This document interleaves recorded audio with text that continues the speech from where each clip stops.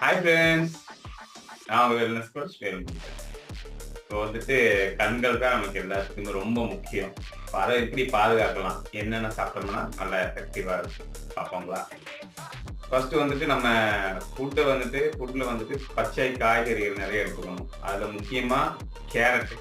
கேரட்ல அதிகமா பீட்டா கொலட்டின் இருக்கிறதுனால அது எடுத்துக்கலாம். அதுல நமக்கு விட்டமின் ஏவும் இருக்குது. அது நெறைய எடுக்கும்போது உங்களுக்கு கண்ணுக்கு நிறைய சக்தி கிடைக்குது. மலர்கண் நோய் ஏற்படாமல் கீரையில நிறைய ஆன்டி ஆக்சிடென்ட்ஸ் இருக்குது.